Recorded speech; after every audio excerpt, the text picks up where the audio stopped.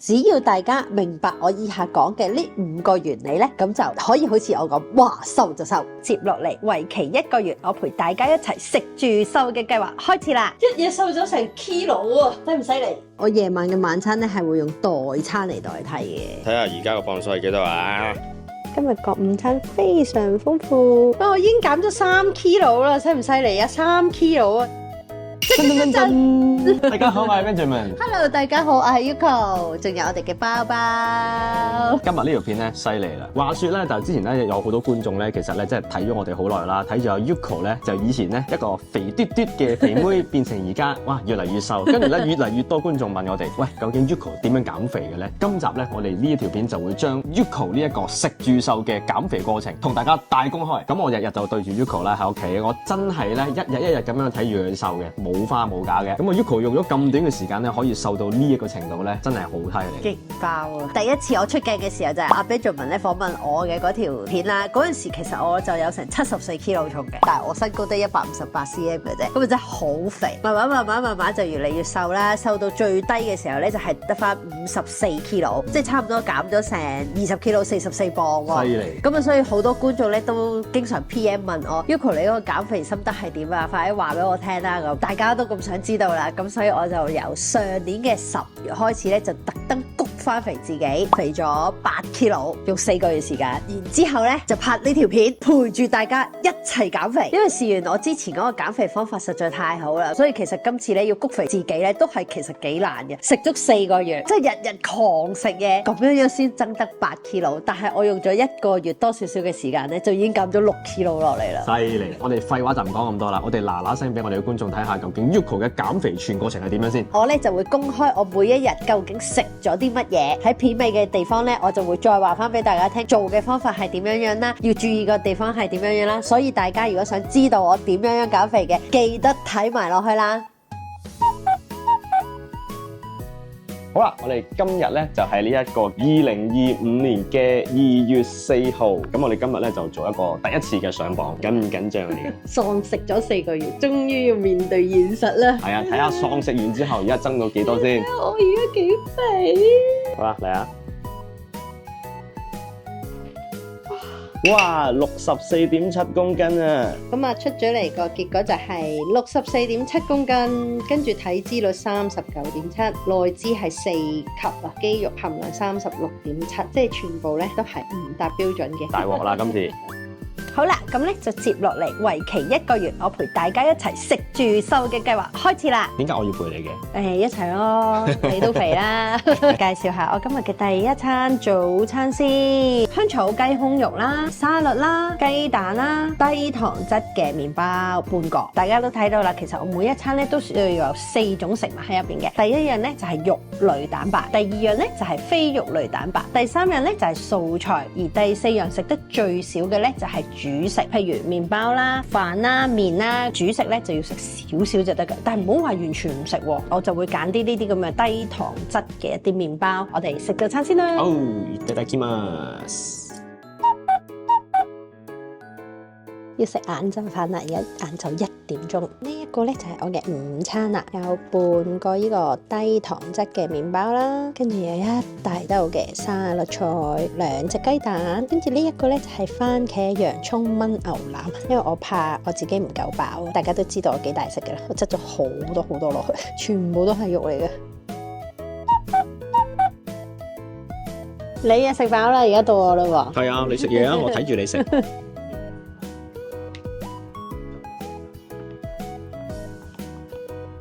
我嘅晚餐咧就係會用代餐嚟代替晚飯嘅。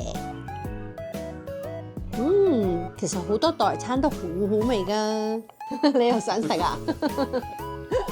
好啦，而家輪到第2日嘅2025年2月5號，咁啊睇下 Yuko 上磅嘅成績係點啦。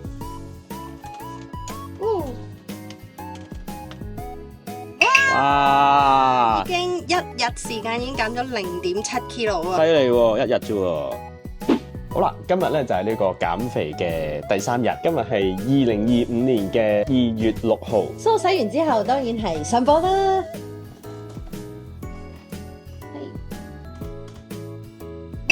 哇，濕63.6啊！一嘢瘦咗成 kilo 喎，犀唔犀利？勁啊，叻啊！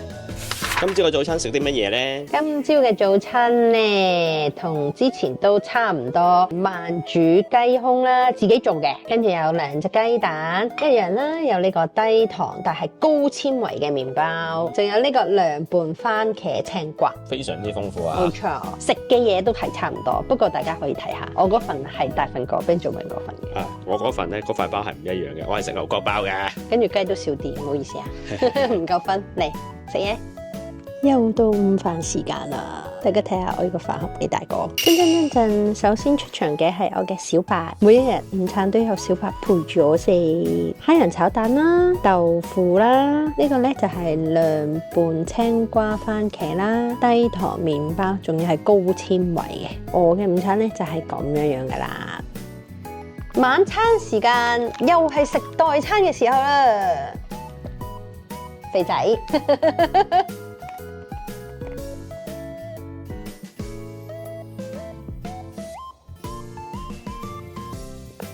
好，今日輪到咧呢一個第3日嘅上榜，今日咧係2025年嘅2月11號。第一日開始到而家咧係第7日，大家覺唔覺得我瘦翻少少咧？望落去係有啲嘅，至於個磅數又係點樣咧？好，我哋而家即刻上榜。好，嚟咯睇下62.9啊，喎！犀利啊！叻啊！叻豬啊！叻啊叻啊！1個禮拜時間啫喎。好，我哋而家快啲去食早餐。睇下今日 Yuko 早餐整啲咩先啊？今日咧有呢個自家製嘅 roast beef 啦，跟住同樣有炒蛋，仲有呢個大豆芽拌蔬菜，跟住仲有我嘅低糖麵包。嗱，呢個大豆芽咧我就覺得幾好嘅，因為咧佢除咗係蔬菜之外咧，佢仲有豐富嘅蛋白質。上次早餐就食雞胸，今次呢個係食 roast beef，係啦。好啦，今日咧日本假期嚟嘅，今日咧就約咗個朋友晏晝食餐飯嘅。咁我哋今日食咩嘢？即係好多朋友咧都話咧，咁如果我減肥嘅時候要出街食飯，咁點樣去選擇咧？我哋今日就請我嚟食呢個壽司。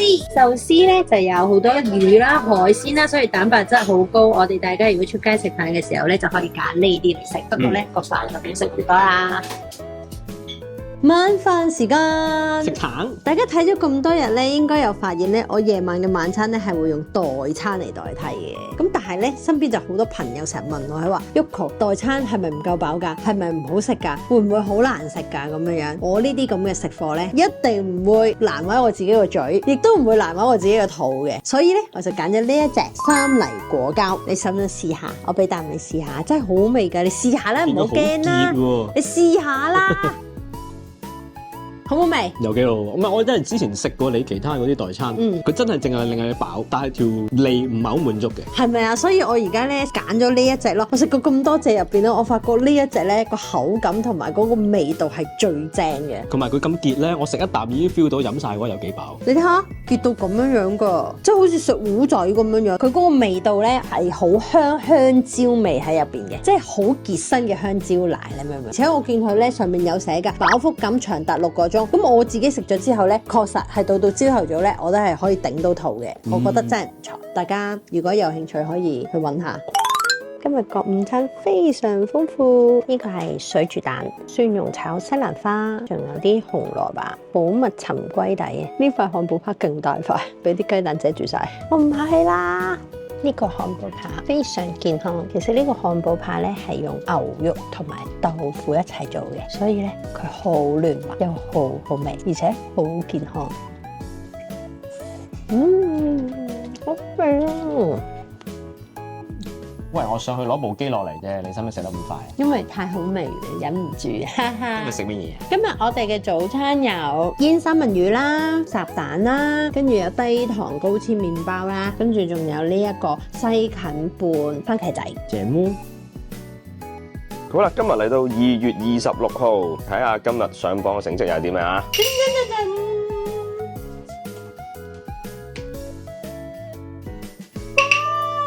？61.7啊！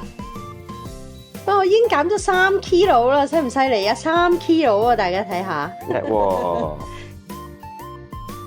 今日 Yuko 份早餐有半份低糖高纖麵包、烚溫泉蛋、西蘭花同埋蝦嘅。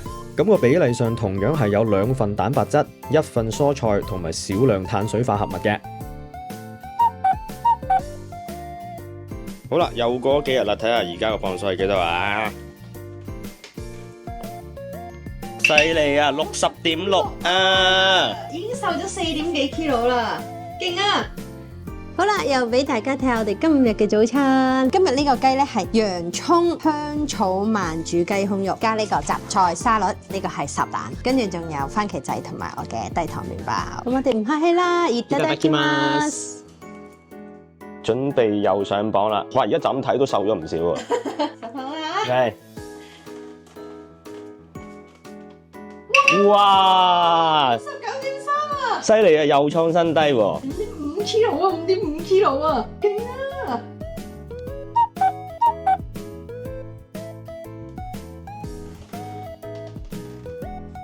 ！59啊，差唔多輕咗6 kilo 啦。叻喎，齊頭59喎。今日我哋咧食晏晝，咁但係今日係假期，所以就喺屋企食嘅。冇錯咁啊，今日食啲咩咧？就由 Yuko 係講解一下啦。今日咧，我哋就係一個蔥花炒蛋啦、慢煮牛柳啦、豆腐魚雜菜湯啦，仲有呢一個澱粉質嘅粗糧煎餅。 4樣嘢入邊有3樣都係高蛋白質嘅。冇錯，我哋唔客氣啦，いただきます。每一次炒嘅蛋都係滑溜溜嘅。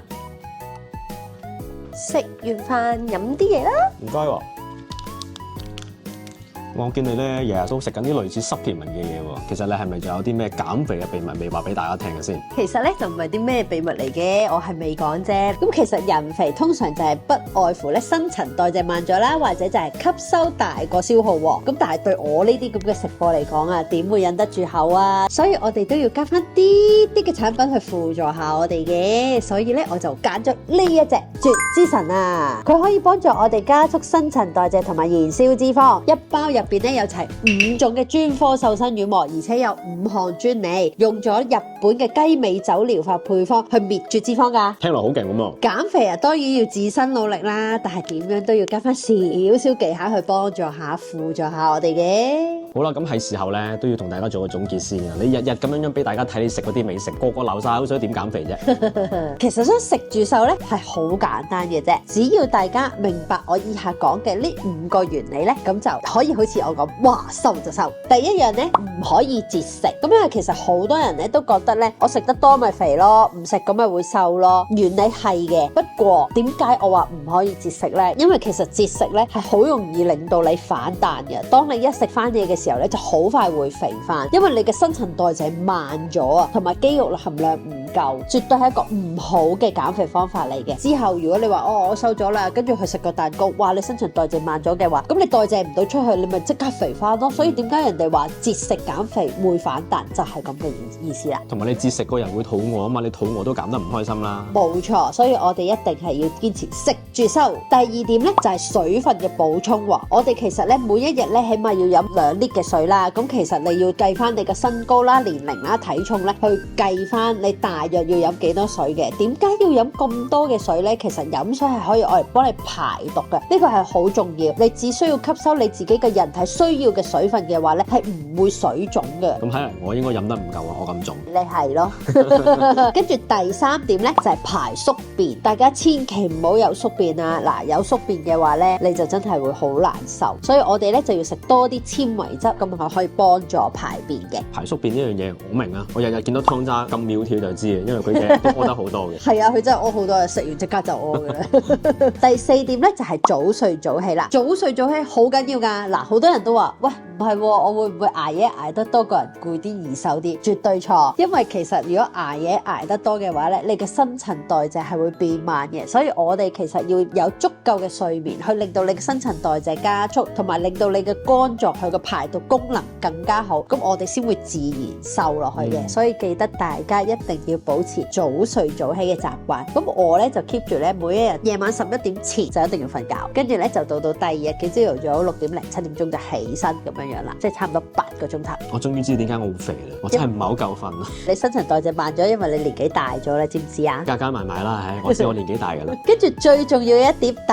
5點，增肌減脂。我哋要減脂嘅話咧，一定身體入邊嘅肌肉含量要足夠，我哋先可以減到脂肪，可以將脂肪代謝咗出去嘅。而且大家要知道一樣嘢，肌肉咧佢係體積細，但係咧佢重量大，但係脂肪咧佢就體積大，但係佢個重量咧就輕。所以大家可能會話你59kg都好肥啫，其實59kg只係一個重量，重量永遠唔代表我哋望落去肥唔肥。最重要咧就係你嘅肌肉含量同脂肪含量嘅比例嘅。咁所以咧我哋一定要做到增肌減脂呢一個方式，咁咧先可以達到一個完美嘅體態。非常有道理。因為其實我最瘦嘅時候咧就係之前2024年嘅夏天翻香港做見面會嘅時候啦，咁啊有出席見面會嘅觀眾咧應該都知嘅，見到我真人，其實我嗰陣時係永遠都係54.8至到56kg中間浮動咯。但係如果以158cm 高嘅女仔嚟講，可能而家喺香港嚟講話唔係應該得45kg嘅啫咩？其實我係冇可能45kg嘅。我如果45kg嘅話咧，我就一張紙咁薄噶啦，因為我骨架大，肌肉含量多，所以變咗我係冇可能跌得低過50kg嘅，我係從來未試過嘅。咁啊呢樣嘢阿 Benjamin 就可以見證啦。我真係54kg嘅時候，我媽咪都叫我你唔好再減肥啦。你呢個咁嘅身高，你咁樣嘅骨架，你去到54kg嘅時候，其實望落係好瘦好瘦。所以咧，大家唔好淨係用呢一個身高同體重去衡量一個人肥唔肥、瘦唔瘦。係咁好啦，究竟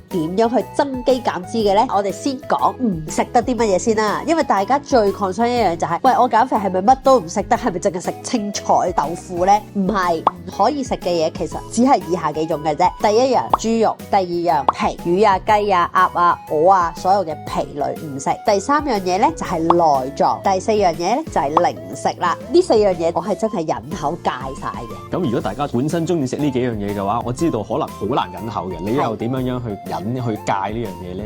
其實好簡單嘅，你個人只要飽，你就唔會想食零食。所以其實我每一餐都食到好飽嘅，即係大家見到我嗰個早餐咁大盤，一個男士嚟講都會覺得哇好飽啊！點解你可以食得落？我係真係食得落嘅。只要你嗰個減肥真係做得夠徹底嘅話咧，你好快減咗落嚟。咁你偶然一個禮拜一次半次食甜品都冇所謂啦，啱唔啱先？最緊要個人瘦咗靚咗先啊嘛，啱唔啱啊？咁好多人就話喂，唔食豬肉，我冇肉食噶咯，我唔食牛肉噶喎。咁唔食牛肉嘅朋友咁點算？你可以食魚啊，可以食雞啊，可以食鴨啊，可以食海鮮啦，呢啲全部都得噶。咁有啲朋友就話我食齋嘅，食雞蛋啦，食豆腐啦，飲豆漿啦，食豆類嘅嘢，全部呢啲都係蛋白質嚟噶嘛。咁究竟我哋應該點樣食同埋食啲乜嘢呢？睇咗我4日嘅餐單啦，大家有冇發現一樣嘢？我每一餐入邊食嘅嘢，其實營養含量都係咁樣嘅比例嘅呢。我哋最緊要呢，就係一份肉類蛋白，一份非肉類蛋白，一份或者一份以上嘅素菜，跟住呢，就係一份或者半份啦。我自己就想瘦得快，咁所以我就食半份多少少嘅碳水化合物。咁啊，有啲人話喂，我戒碳水得唔得？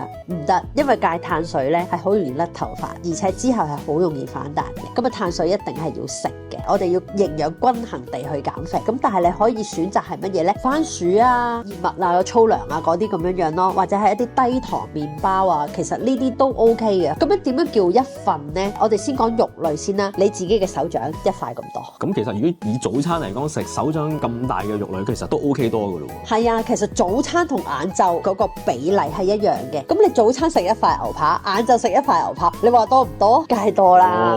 非肉類蛋白又有啲乜嘢呢？譬如豆漿啊、豆類啊、蛋白啊呢啲豆腐啊，都全部都係。咁佢一份係幾多？大約就係2隻雞蛋咁上下嘅。咁你12隻雞蛋食，你食完睇下飽唔飽？飽到飛起啊！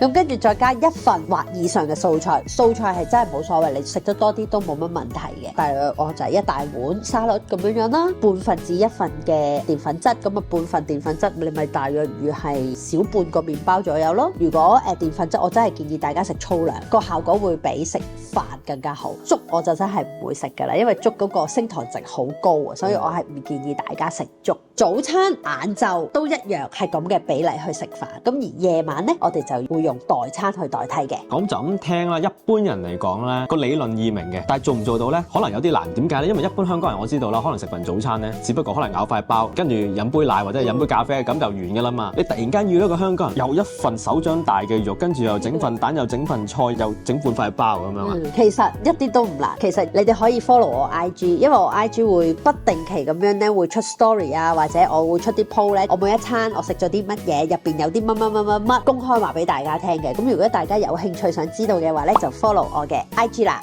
好啦，一個咁好嘅機會，我點會唔入廣告啊？根據以上嘅原理咧，我就用咗呢一隻三黎果膠同埋絕之神。頭先都講咗啦，晏晝同早餐都係正常食健康餐，夜晚咧就用代餐嚟代替嘅。咁所以咧，我就揀咗呢一隻三黎果膠去做我嘅代餐嘅。因為三黎果膠咧，佢係含有雙果膠成分，而且佢仲含有紅、白、黑三種藜麥喺入邊喎。咁咩叫藜麥咧？其實藜麥咧就係太空人喺太空上邊其中一種主要嘅食糧嚟嘅，有高膳食纖維同埋蛋白質，係可以滿足到人體基本營養需求嘅食物嚟噶，所以唔使驚咧話營養唔夠啦。三黎果膠咧，除咗三色藜麥同埋雙果膠之外咧，仲有兩大專利成分，就係日本山茶花萃取物同埋益生菌，可以有效促進燃脂代謝，降低內臟脂肪嘅囤積。咁啊，除咗早午餐要注意嘅地方，同埋夜晚要用代餐之外咧，其實仲有下面幾點大家咧減肥嘅時候咧都要注意嘅喎，就係燃脂啦、水腫啦、代謝、排毒同埋飽腹呢5點嘅。針對以上5個問題咧，我就選用咗呢一個絕之神，佢可以解決到難受體質以上5大問題嘅喎。咁絕之神入邊咧就有5種專科瘦身丸喺度嘅喎，咁其中一個咧就係燃脂丸啊。咁啊，坊間其實好多瘦身產品咧都係着重喺燃脂上面啦，因為燃脂係真係對呢個增肌減脂係一個好重要嘅一環嚟嘅。但係我就會揀一啲咧有臨床實證功效嘅燃脂丸嚟用嘅，咁所以我就揀咗絕之神啦。絕之神入邊咧仲有一個去水丸同埋代謝丸，呢個咧簡直係為咗我呢啲人而設嘅。年紀開始大啦，又唔中意做運動喎，咁啊食咗嘢佢又代謝唔到出去，咁啊梗係會變肥啦，啱唔啱先？而且身體入邊咧又積聚咗多餘嘅水分嘅話咧，咁就個人就會變成水腫啦，同埋而且咧好易攰嘅。咁所以咧佢呢個絕之神入邊嘅去水丸同埋代謝丸真係我哋嘅恩物嚟嘅。佢唔只可以幫助我哋加速新陳代謝啦，而且咧仲可以保存我哋身體入邊嘅肌肉啊，即係可以減少我哋咧減肥嘅期間嘅肌肉流失嘅。咁最後咧佢入邊仲有呢一個叫做凍腸丸同埋飽腹丸，都有名你聽啦，飽腹丸啊嘛，梗係增加你嘅飽腹感噶啦。咁啊，只要你個肚夠滿足嘅話咧，你就唔會心思思走去食咁多零食啦。咁佢嘅凍腸丸當然係愛嚟俾你排毒噶啦，你只要加埋佢呢一個三黎果膠專利嘅益生菌，一齊幫你排毒排便咧，就事半功倍啦。咁呢個絕之神系列咧，天然成分，不含西藥，冇副作用，唔會造成依賴，的確咧令我放心俾你去食嘅。根據我嘅減肥理論，再加埋呢2個產品咧，真係減肥非常有效。咁啊睇我都知啦，係咪瘦咗好多呢？的確喎，夏天就快到啦，大家啲背心短褲咧都等緊大家噶啦，所以大家快啲立刻行動，跟住我一齊去減肥啦！咁呢個絕之神系列咧喺全港嘅萬寧都有得賣嘅，嚟緊咧仲會有個全年至底超級震撼優惠價，去到4月17號嘅啫。詳情大家記得睇翻片下邊嘅概要欄啦，記得 follow 埋我嘅 IG 啦，順手 follow 埋 Joy TV 嘅 IG。咁我哋呢條減肥片咧就到呢度為止啦，大家覺得如何呢？咁如果大家中意呢條片，記得俾翻個 like 我哋啦，未訂閱嘅記得訂閱翻，仲有記得撳鐘仔同埋 follow 我哋嘅 IG 同 Facebook 喎。咁我哋下條片再見，拜拜，祝大家減肥成功。好似我咁。